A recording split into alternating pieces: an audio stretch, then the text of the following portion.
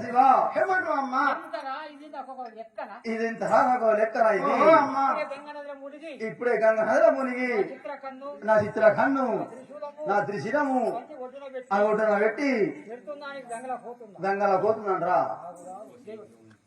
జాశక్తి మాతాకే ఆగు ఆగు తల్లి, అటు కాదుగా తల్లి, నీ యొక్క శంకు చక్రము కదా స్థూలము చిత్రకన్నునే ధరిస్తే పరమ హరాలే కానీ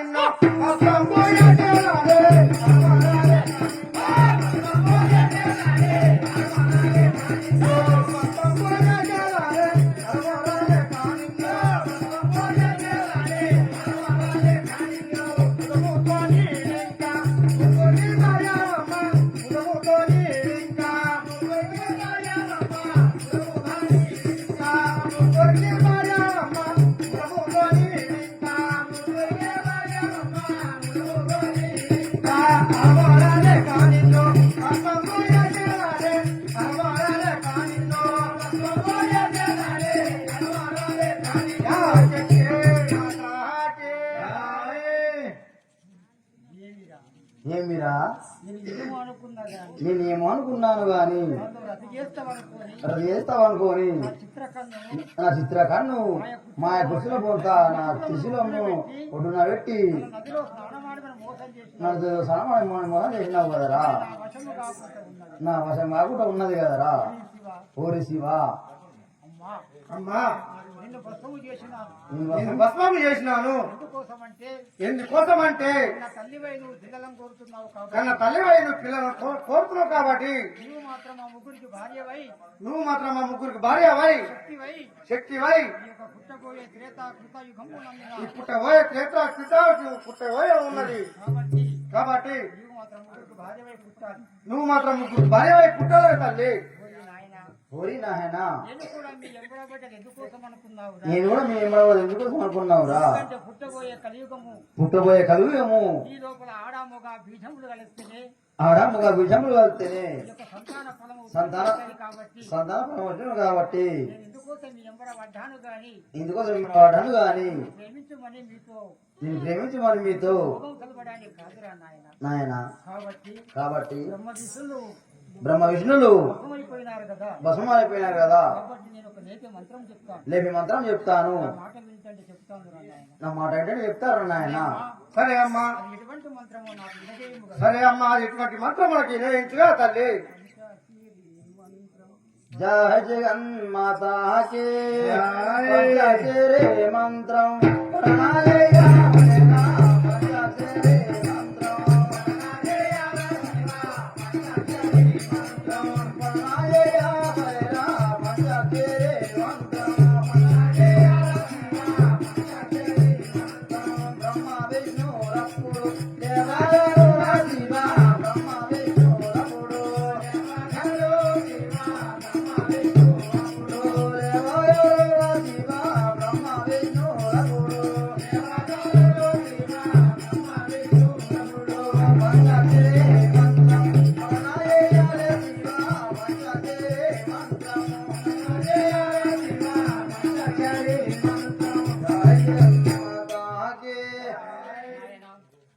శివ ఏమంటావమ్మా?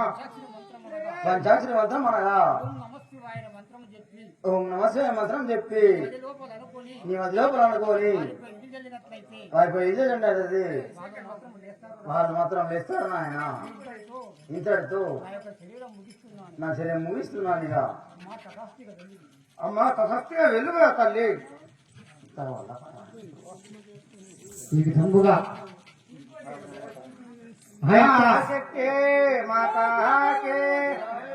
ఆ యొక్క భోళా శంకరుడు మాత్రము తన మనసు లోపల ఉన్నటువంటి ఈ రతి సుఖ భోగంలో నీతులు చేస్తాను, నది లోపల స్నానమాడి నీ వచ్చినట్లయితే నేను మాత్రం నిన్ను ప్రేమిస్తానని చెప్పేసి తాను మాత్రం చిత్రకన్ను ఆ మాయ గుచ్చుల వంత ఆ త్రిశూలను మాత్రం నది ఒడ్డున పెట్టుమన్నాడు. అప్పుడు శక్తి మాత ఏమి ఎరుగక తాను చెప్పిన ప్రకారముగా నది ఒడ్డున పెట్టి తాను నది లోపల ఆ యొక్క తనకున్నటువంటి గుడ్డలన్నీ విప్పేసి ఆ నదిలో స్నానమాడి వచ్చే సమయమందున నది ఒడ్డున ఉన్నటువంటి త్రిశూలంలో చిత్రకందును మాయకూతుల పోతున్న తాను మాత్రం ధరించి ఆ శక్తిని మాత్రం భస్మము చేసినాడు. ఊరి నాయన జంతటి సామర్థ్యం గల శక్తివంతుడవురా నీవు. నేను మాత్రం నీ మనసులో ఉన్న మాటను ఎరుగక నిన్ను మాత్రం ఈ విధముగా పైకిరాను కదరా చెప్పేసి నా యొక్క శరీరమును మాత్రం చాలిస్తున్నాను అమ్మా. కాబట్టి నీవు పుట్టబోయే కృతయుగమ్మునందున శ్వేతయుగమందున ద్రాపర యుగము అందున ఈ 3 యుగములనందున మాత్రము ఈ ముగ్గురికి భార్యవై నీవు మాత్రం జన్మ వేస్తావు తల్లి తటాస్తు అని చెప్పేసి ఆ యొక్క భోళాశంకరుడు ఆ యొక్క శక్తి మాతకు మాత్రము అనుమతించినాడు. ఈ యొక్క చరిత్ర లోపల ఉన్నటువంటి మొదటి భాగము ఇంతటితో సమాప్తం. రేపు మాత్రము బ్రహ్మ విష్ణు మహేశ్వరులకు పార్వతి సరస్వతి బ్రహ్మదేవుడు ఆ యొక్క సరస్వతికి శంకరునికి ఆ యొక్క పార్వతీదేవికి మరి లక్ష్మీదేవికి విష్ణుమూర్తికి ఈ విధంగా మాత్రం కళ్యాణం ఉంటుంది.